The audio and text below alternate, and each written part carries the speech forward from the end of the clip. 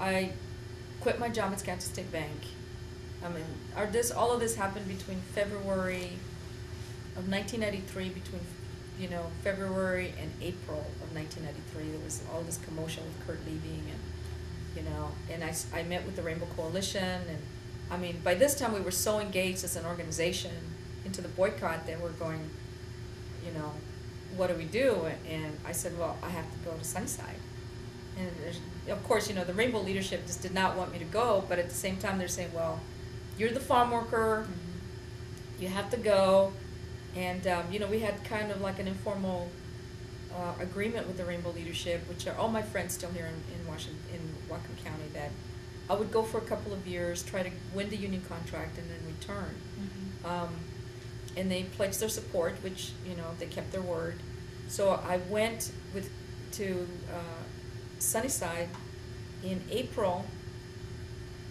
In March, I decided to quit my job, and I gave notice that I would work until the end of May, and which they were like flabbergasted, because I've been there 16 years, 4 years from 20 years.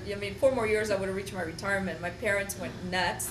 My family was threatening to take me to a psychiatrist, but I didn't see any other choice, because we'd reached the campaign to a certain peak, and the people working at the company were such excellent people, very serious, and there was a connection to me with that, because I grew up a farm worker in Skagit County. I started working in the fields in Skagit County picking strawberries when I was 10. So my father had been a farm worker since he was 10 years old, working all over the country, migrant circuit, everybody I knew in my life, in my family, were farm workers. And we all struggled to move out of that and do well. And all my brothers and sisters, we've all done very well for ourselves,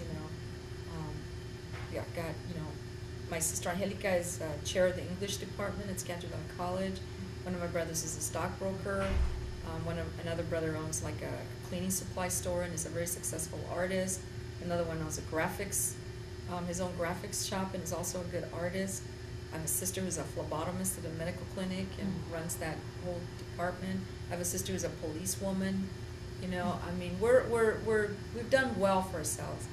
And I was working at the bank, and my mom was very pleased, and it was like, everybody's like, what are you doing? And it's, I don't think you folks, we don't realize that nothing's changed for farm workers.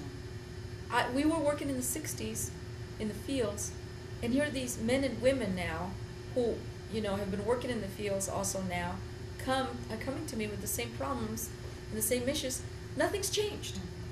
And somebody's got to do something, and of course they were saying, well, why you?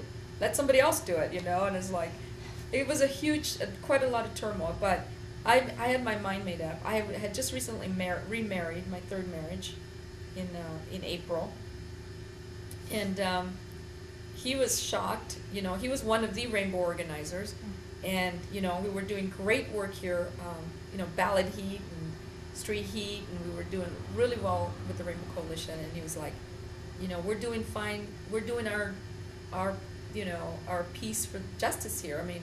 What we've got here is plenty. And I said, but if these workers are going to get a union contract, I think I can help. I think I can go to Eastern Washington and really build something there and get this union contract. So I made up my mind, and I quit my job. I left the bank at the end of May, and I moved, my husband and my 12-year-old son to Sunnyside, and I was in Sunnyside by August 18th, 1993.